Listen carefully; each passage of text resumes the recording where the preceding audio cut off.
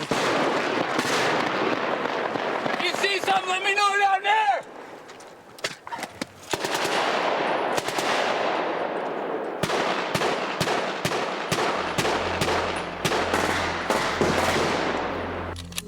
In combat, the first thing to die is often the plan. And on this mission, things have gone wrong from the start. Hey, Albert, I got nothing. They're not moving anymore. These men are Canadian and American soldiers on a training exercise in Montana. They're here to learn how to fight like the first unit of Special Forces troops did back in 1942. The Army called those men the 1st Special Service Force. But history remembers them as the Devil's Brigade.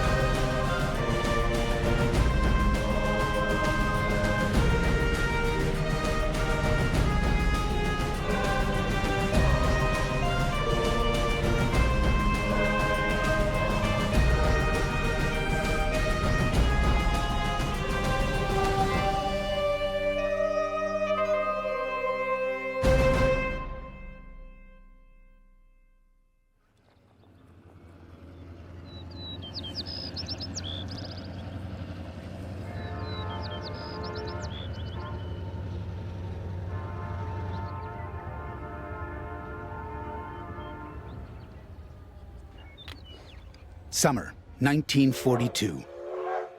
The Devil's Brigade arrives in Helena, Montana. The soldiers were a mixed group of Canadians and Americans. Some were outcasts from their regular units. Others had more ambition than brass-button Army life could satisfy. They didn't like the Army. They didn't like officers. They didn't dislike our officers, don't get me wrong. They disliked officers that were, we called rear echelon officers. Within a few months, the training would turn the men into an aggressive hunter-killer unit who, in Churchill's words, would leave a trail of German corpses behind them. Oh, we scared the hell out of them. They were just scared of, really scared of us. The basic weapon of the Devil's Brigade was designed by a Canadian, John Garand. In fact, the Garand M1 became the standard rifle of the U.S. Army. The Garand was widely considered the most effective infantry rifle of the Second World War. A semi-automatic .30-06 with 8 rounds in the magazine. The clip ejected when the last round was fired. With a 24-inch barrel and weighing just over 9 pounds, the Garand was deadly to a range of 3,000 meters. I liked the Garand very much. The idea of putting a clip of 8 bullets into that rifle and squeezing the trigger 8 times, but then after the 8th round was expelled, and the block would stay open, and you had to load quick another clip of ammunition to it and start firing away again. The Mauser 98K was the German counterpart to the Garand. First adopted by the Wehrmacht in 1934, 14 million Mausers were used by the German army. The bolt-action 5-round had a slower rate of fire than the Garand, but weighing just 8 pounds, it was lighter and easier to clean. With an attachable high-powered scope, the Mauser became the weapon of choice for German snipers. Send it! Chris Bird is one of the best shots in the unit. Ready. Send it! Okay, left. 2 right, correction, 2 right, and give me 3 more up. The instructors think he has the potential to become a sniper. Ready? Send it! It'd probably be a year or so before I would say anything, because to recommend him forward. But if he maintained that, we got him out and did some more skill sets, got him to see how he handled situations, put a little stress on him, deprived of sleep, put him out for 3 or 4 days, working, carrying and bouncing, just going different missions, and just see how he handled the stress for about 3, 4, 5 days. If he handled that, we recommended forward. Chris can hit a target on the range, but he's never fired in combat. And a sniper must be willing to do the unthinkable and then do it again. Everybody will shoot once, but will they shoot a second and third time? Can they live with that fact? When we were taught, if you see a young child walking across a bridge at 10 o'clock in the morning and your orders are that no one should cross that bridge, what should you feel? And the proper answer was recoil, because no one crosses. Recoil. The men of the Devil's Brigade may not have agreed, but they would have understood. I think it was Eric Blair, you know, his pen name was George Orwell, right? He said that, I'm paraphrasing, but we sleep soundly at night because rough men stand ready to do violence on our behalf. So that's a key part of being a soldier. You have to be ready to, you have to be ready to take another person's life. And of course, there's nothing morally wrong with a soldier doing his job. Most of these soldiers have taken leave from their units to do this training. This is their vacation. They've come out of respect for the men who ran this course a lifetime ago. But they've also come to test themselves. Scott Young, a Canadian private from the Queen's York Rangers, has pushed himself too hard. I slid down the rope too fast. Well, I climbed up, right? And then I went down, and I guess I went too fast, and I didn't feel that, I don't know, I didn't know that I was hurt until I was at the bottom. And yeah, I looked at my hand, and it was bleeding all over the place, and yeah. The brigade was ruthless in cutting men who missed training. Even a small injury like this meant a ticket home.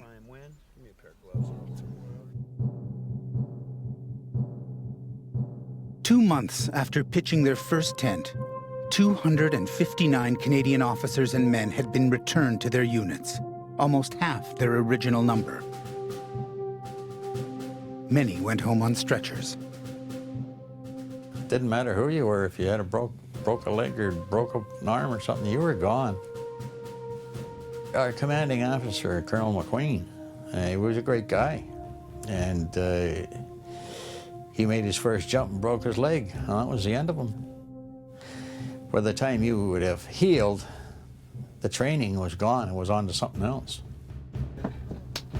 Scott's injury means he too will miss training, so the instructors have decided to send him home. Yeah, it makes sense to me, but, you know, it blows, because, like, I was so stupid for doing that. Like, I don't know, I'm pissed right now. I just, such a bad mood. I've been in a bad mood since it happened. It sucks. Very disappointed. I'm really disappointed that happened in the first place. You know, if I could turn back time and change it, I definitely would, because it really hasn't, I don't know, it's really been a big disappointment. That's about it. So I don't know how I'm gonna go get my other stuff, and I'll see you guys later.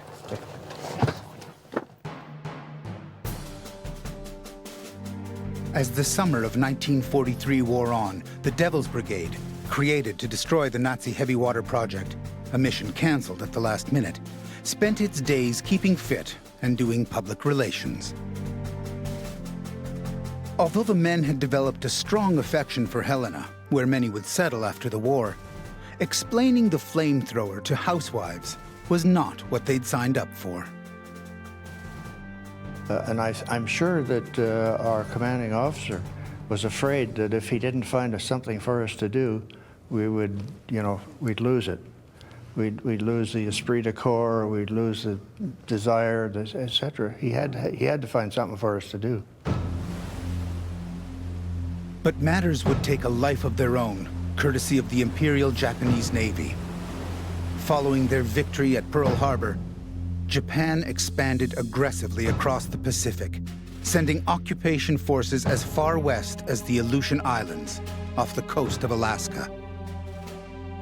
As this Japanese newsreel shows, the next stop was San Francisco.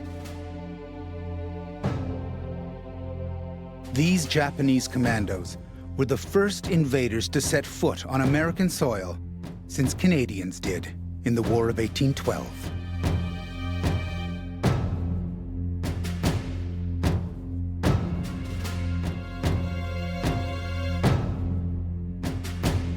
The occupation of the Aleutians was a propaganda victory for Tokyo and a humiliation for Washington.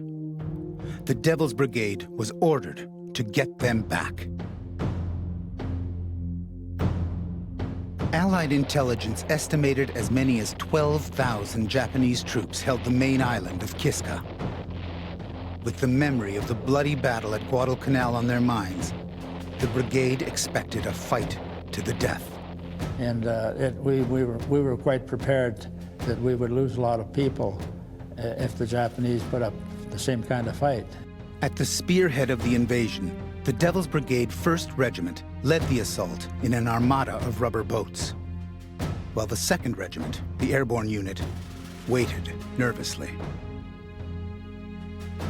The 2nd Regiment was to make a parachute jump onto Kiska in support of the seaborne landing.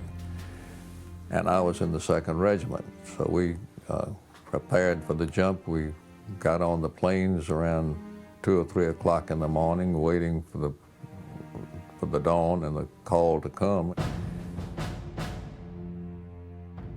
So we paddled ashore and in the dark, and strangely enough, just before we got to the shore, the moon came out. The first time we'd seen it in about 2 weeks up there, and it displayed a whole lot of rubber boats if somebody was looking. We were really sitting ducks most of the time on the water.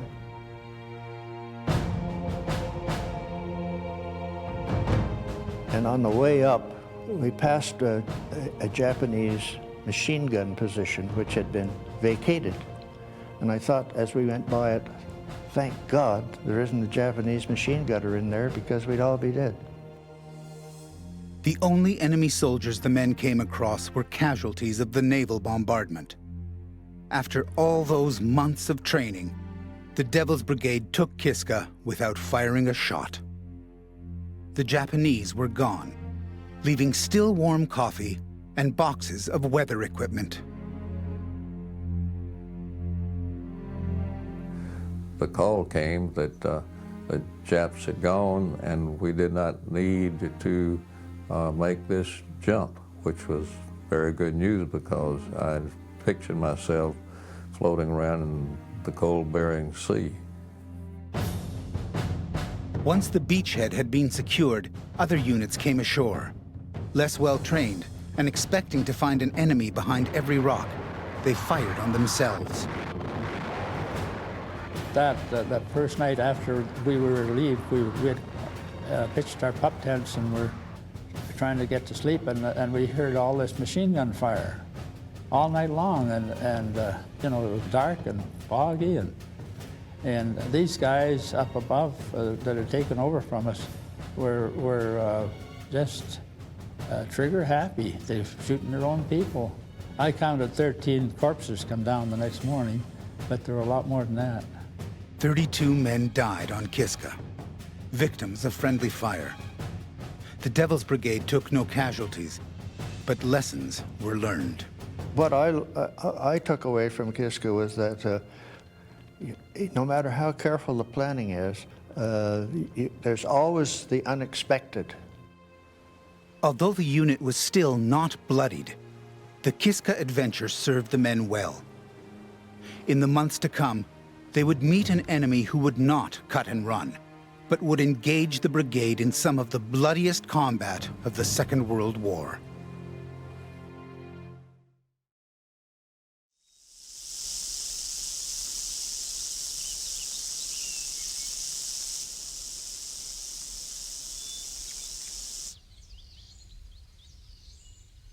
"10 days into training, and the squad has moved from the base to the bush. The instructors hope a few nights under the stars will help the team come together. So they've laid on a meal of Montana elk. There are two things guaranteed to get all soldiers talking, and one of them is food. My favorite meal was in, it wasn't basic training, we already were in advanced infantry training. All I remember is it was a little chilly, but it was just downpour. And we had eggs and everything, and it was great. But when your tray starts filling up with water and you're trying to eat it sitting under a tree shivering, that was about my best one. The best one I can think of is, it was in the field for us, but it was in the home of an Afghanistan local. And it was goat and rice and flatbread and tea. It was pretty good. I've also had goat at a different place, which was total opposite. Gamey, you know, disgusting. My hands smelled like goat for 6 days, no matter how much I washed them. But this one time I went, they actually prepared it real nice with the spices and everything. It was good. Living off the land is all part of Special Forces training. But for the men of the brigade, cooking bushmeat over an open fire was nothing special. They were looking for individuals that had experience being on their own under unfamiliar circumstances. For people who had outdoor experience, ranchers, trappers, prospectors, woodsmen, hard rock miners, they were looking for individualistic people who were outdoors people. These men are also tough soldiers. They can handle hard work. But soldiers need leadership. And in this group, leadership is lacking. Joe George is the only officer in the unit. Some of these things that we're learning are skills that aren't taught in a modern army. You know, we depend a lot on technology. We depend a lot on our GPS, on our aircraft for insertions, on our Humvees for moving around, and we don't spend a lot of time just out, light infantry on the ground, moving from one place to another, and I think that hurts us. Open up a vein. Joe is a lieutenant in the National Guard who fought in Iraq before coming home to teach economics. The instructors are not sure he's the right man to lead the group. Jay Budd, however, has caught their eye. A third-generation Green Beret, Jay has no doubts he'd have made it in the force. Yes. Pretty confident about that, yes. Still a soldier, doesn't matter. You know, if I'm a soldier in 2006 or 1942, I think it's in my blood to be a soldier. Leadership was never an issue in the Devil's Brigade, as all the officers led from the front. Colonel Robert Frederick, the man who built the unit, was wounded 9 times. The officers did not hold their rank, nor did the NCOs, because of any service time or any pull or anything else. They all had to earn it. The officers went on the route marches with us, carried the packs, got wet and cold, and still led from the front. Like the obstacle course 3 times a day. Tomorrow, these soldiers will face the most dangerous part of their training. They're going mountain climbing. To do it safely, they'll have to work together. A cliff face is no place for debate. The 1st Special Service Force was trained to fight anytime, anywhere. And hanging from the side of a mountain was all part of preparing for the unexpected. They'd find us a nice cliff, and we had skilled instructors, and we'd learn how to claw our way up and then belay down again. The mountain climbing actually was a little scarier to me than the parachuting, because you're learning how to rappel down cliffs and climb places that didn't look like they could be climbed. Most of these soldiers do know how to climb, but none have climbed under fire. In the case of a unit this size, they're going to have to identify who's the best climbers and who's got the strongest back to carry the supplies. But that you're going to have to switch out those positions because that lead climber is going to get tired after a while. So everybody needs to know how to do this, because you never know when you're going to be put in that position where you need to go up and, you know, scramble through the rocks. When the Devil's Brigade trained here, The men knew if they couldn't make it up cliffs like this, they were out. These soldiers are also climbing under pressure. The instructors have told them they'll cut any man who can't scale this face. Go, young blood. Woo. Woo. Rest is easy. Stick your hands in far and Easy is not a word Brian Haynes would choose. I have a very, very bad fear of heights. I don't know, it's just, you know, some people are afraid of spiders, some are afraid of snakes, some are afraid of heights. No, I'm sorry, as you were. Tension. Haynes is a drill sergeant in the U.S. Army who's been in many high-stress situations, but few like this. I feel like every time I move my feet, I feel like I'm gonna fall. Push with your legs. Got it. Tension. Every time I jump out of an airplane or rappel or climb, it's overcoming that fear of heights. That's part of the reason I have such a hard time climbing, is committing myself to, you know, moving. It's very hard to move when you're afraid. Tension. Brian, your right leg off. You're good. Hey, tension, I'm falling. I didn't like it. It frightened me. Climbing was, parachute jumping never bothered me, but the rock climbing I found scary as hell. I could visualize myself lying at the bottom of the hill with, you know, with my head split open. Tension. Now get to your feet. You're doing good, man. Good Tension. 60 feet up, Brian Haynes knows the feeling. There you go.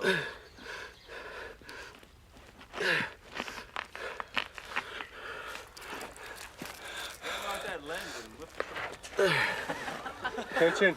Good job. Good job, bud. All right, Brian. Good job, big man. Woo! Good job. Nice one. I don't know what techniques I use to overcome my fear. I just do it. You just kind of reach down inside yourself and say, no matter what, I'm going forward. Assaulting a cliff face in wartime takes more than courage. It takes careful planning. Who carries the water, the extra ammo, the machine gun? How will the wounded get down? And where are the enemy sentries? They had scouts, which they relied on to go ahead and scout out the battlefield. And I'm sure that they identified the best climbers in the group, and they sent those people out as the lead climber. Chris Bird is everyone's choice for lead climber in this group. He's the type of soldier who'd have been at home in the brigade. Strong, agile, but most of all, Chris is fearless. Good job, Chris. It's actually the first time I've actually climbed a rock or a face like this. Tension. The only other practice or experience I've ever had was on a climbing wall in Regina, which is pretty flat terrain. In 1942, lead climbers had no second chances. Chris does. He has one small safety rope. I think most of the difficulty was in the mental aspect of it, the idea of going up the hill with no protection immediately. You mean the fear? The concern. You take your steps a little bit slower. You make sure you tie the knots properly. Chris, Brian, and the others all made it up this cliff, but most had to fight for every inch. When the brigade climbed here, each man carried his rifle, his water, and a 60-pound combat pack. I think it's part and parcel of the whole package, you know, the training package. It's kind of all integrated together, and the end product just comes out as a guy who'll do anything he's told to do and do it well. And part of that training were combat patrols like this.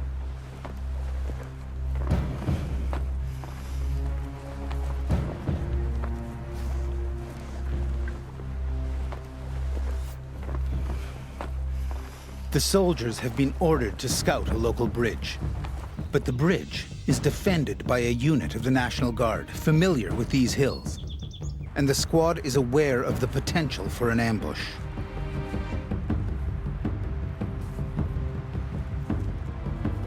But these are experienced soldiers who've patrolled enemy territory before. They know the key to avoiding detection is in how you read the land. Well, this terrain, I don't think is any more or any less dangerous than other terrain. We've got good cover and concealment. The trees are giving us concealment, as well as the thicker trees will give us cover. We are moving up ground or uphill, so we have the low ground, but it's relatively safe. We can go undetected, I think, for the most part. Special Forces missions are built on 4 principles: planning, reconnaissance, assault, extraction.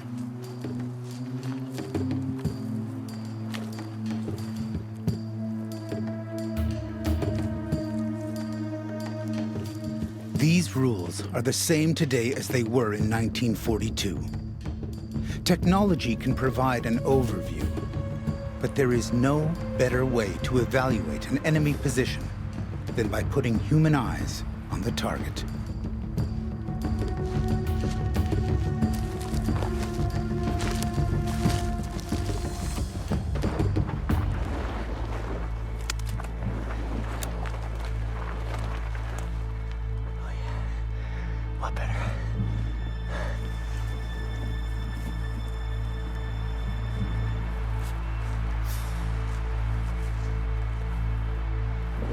Send a couple people left, right, forward, because we need as much eyes on as we can.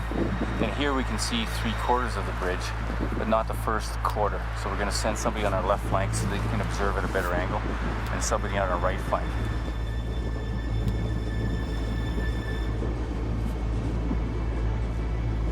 So we're looking at composition of the bridge, size, dimensions, length, construction, that kind of thing, and if it's defended. The men survey the bridge without incident. Brian Haynes takes notes from which a sand table model will be built to plan the attack, and the squad withdraws.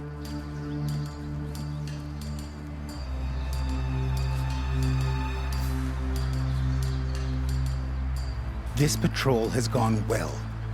They have been both skillful and lucky.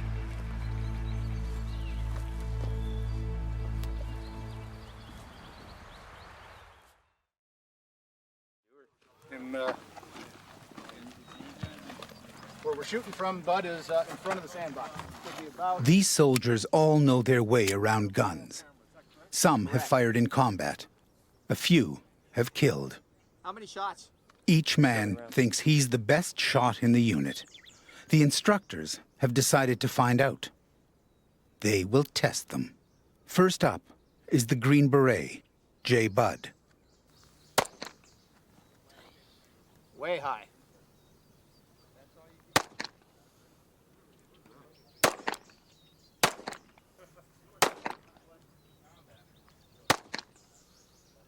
The men will fire 7 shots with their .45s from about 15 feet. Killing range. Good round. Next is a Canadian soldier, Scott Hollywood, who, as a Winnipeg police officer, carries a pistol every day. As I say, we don't really train for groupings. We space them out because if you hit a guy numerous times in one spot, all the trauma is in that area. So he doesn't know he's been shot. Well, he knows he's been shot, but he probably thinks he just got shot one time. Whereas if you space him out across the center of mass of his body, it's more trauma, more stopping power, because he realizes he's got multiple wounds in him, and he probably won't want to fight anymore.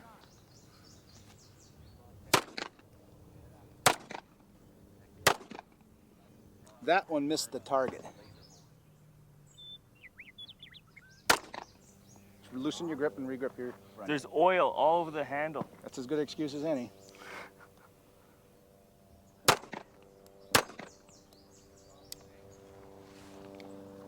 Look at that. That's I think your buddy's got you on that one. Holy smokes. Next, Chris Bird, who's out to prove he's as handy with a pistol as he is with a rifle.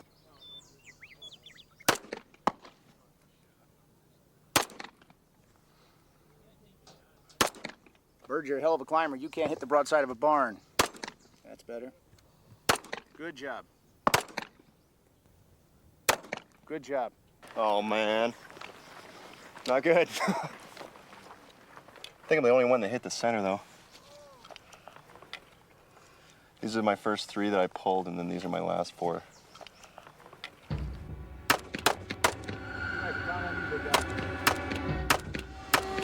And which one am I shooting at? You're the one that says Albert on it. Oh, right there. Top left, Same. I think.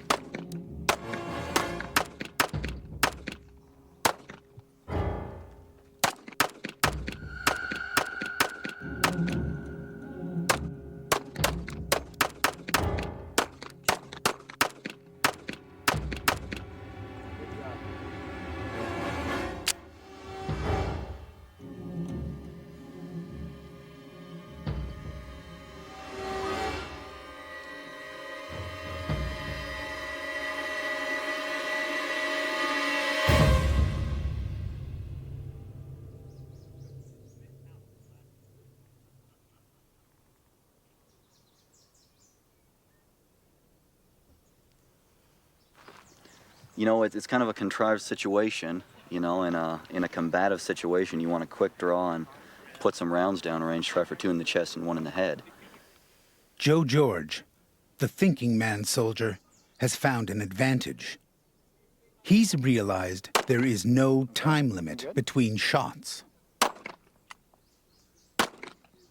You seem very focused. What are you thinking about when you squeeze that trigger? My next tour in Iraq. I think it's right with the last one. Oh, was it? Sweet. Yep. Yeah, that was...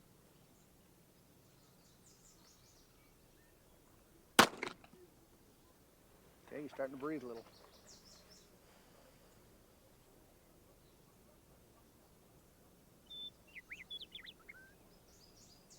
Next time I go to Iraq, hopefully I'm the commander of Alpha Company 1st to 163rd Infantry. I'll be carrying a 9mm.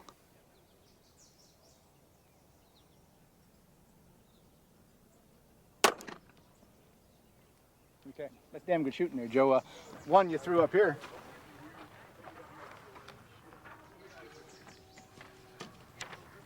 Where'd Bill go? I think there's an extra one in there. Either that or you missed altogether. When I was looking, I think you put 2 right in here, so I actually think you got a 3rd one there. Yeah, that's not bad. So, Joe, how's it look so far, Bill? Well, average. Just average? Yeah. Nothing super? No.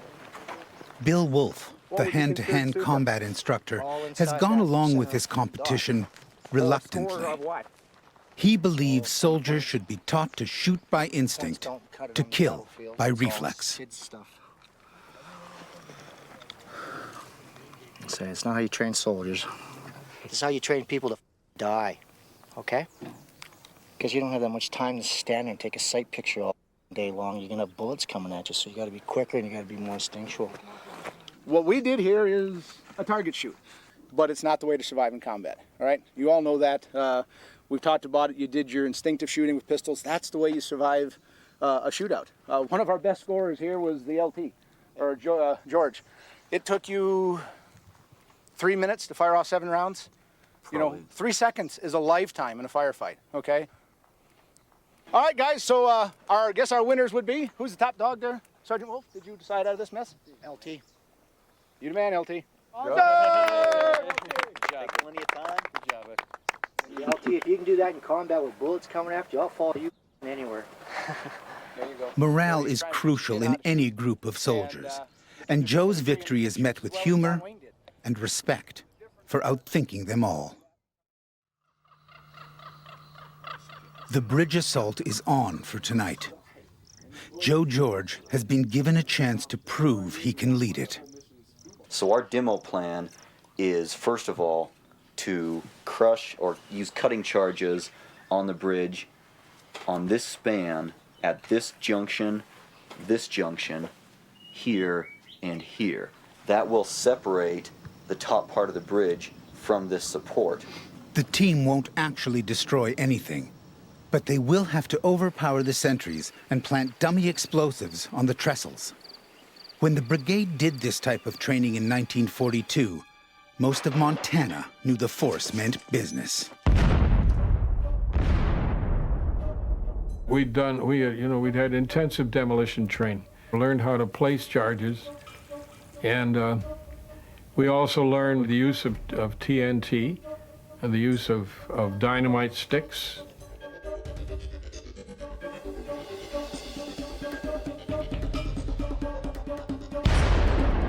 Their dynamite was soon replaced with a new and experimental explosive, RS. The RS, the Ryan Special, which was long sticks of explosive. And it was joined by a product called Primacord, which was an explosive core. RS was a first-generation plastic explosive, easy to use, hard to forget. When the men attack the bridge, they'll have to wire replica RS to the trestles. But the instructors have introduced a last-minute twist. The squad will have just 1 hour to neutralize the sentries and plant the charges before a train crosses the ravine. If the train arrives before the explosives are in place, the mission will have failed. But tonight is to be a night of cross and double cross. These men are special force soldiers who rarely play by the rules. They've decided to do what the Devil's Brigade would have done: adapt.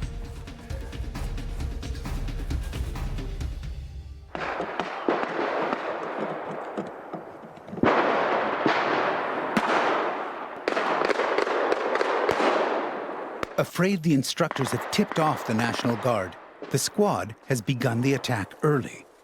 And Scott Hollywood, disguised as a jogger, has ambushed the National Guard sentries. I played Joe Jogger, freaking out what the hell's going on. When he turned his attention away from me, I drew my pistol from my back, fired at him, took his weapon and his ammo, so now I got a little bit more firepower, and I linked up with my boys here.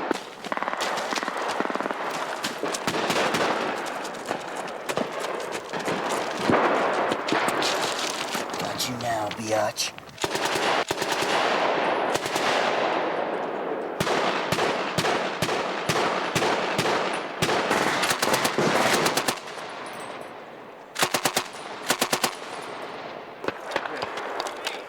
Go underneath. Hand it to me. I got my fingers under there. Use rough. Cleared. What do you got, Albert? Nothing.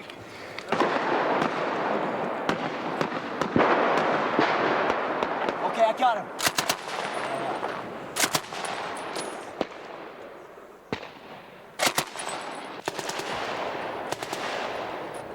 The men are only firing blanks, but their surprise has worked. The National Guard is beaten. Okay. Okay, so it's ready to go. The pin's already out of it. All you gotta do is pull it.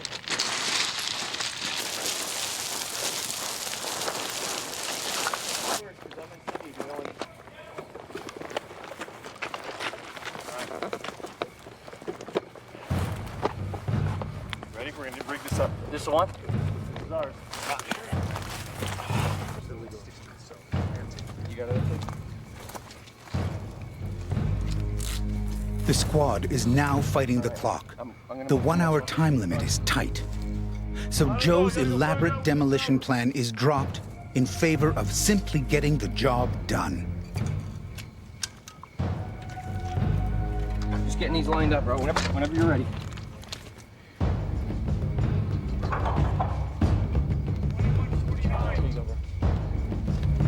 Good?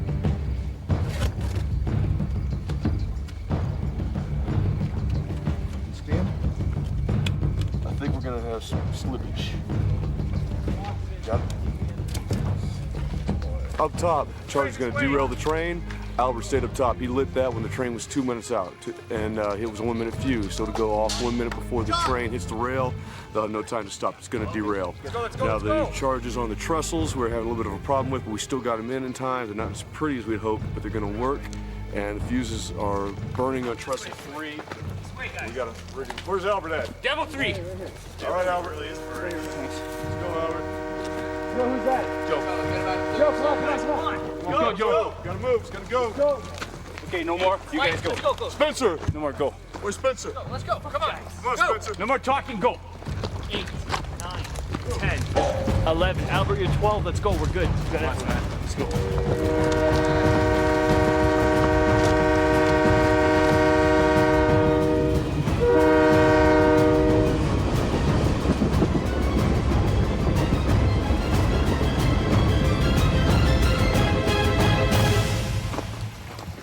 I guess it would be going off like right now. So we're clear of the objective and looking forward to a long march home. That's what it looks like anyway. Not too bad. We had a couple machine gun nests that we were surprised by. So Murphy kicked in kind of like I expected. But we still made the time. These men are elite soldiers, and their training kicked in. The mission was a success. The aftermath of combat is always the same, no matter time or place. Moments of reflection and a thankfulness that it's over.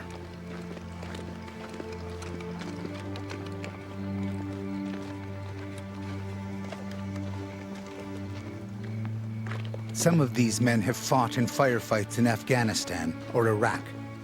And although tonight's battle was only a war game, no soldier likes to lose, especially not this squad, who are men of courage and men of honor, men determined to earn the respect of the Devil's Brigade.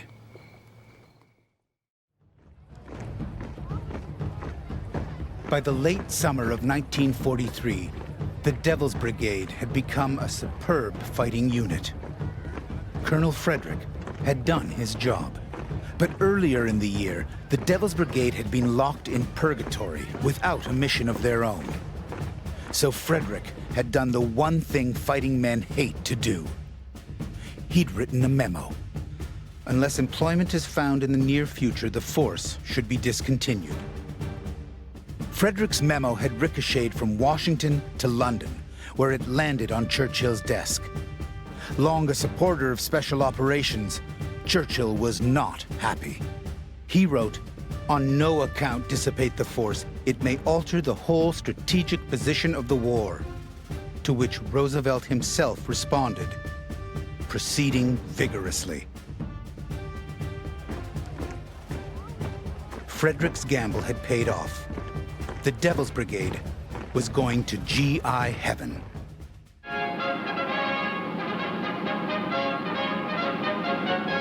Bomber crew on a GI vacation arrives at an Air Force rest camp on the Italian seashore. Listen. The Air Force has always had it easy, or so the infantry says. America's newsreels made the Italian campaign seem like one long vacation. Fishing. Salute. Gurgle, gurgle, gurgle. Those with boots on the ground knew otherwise.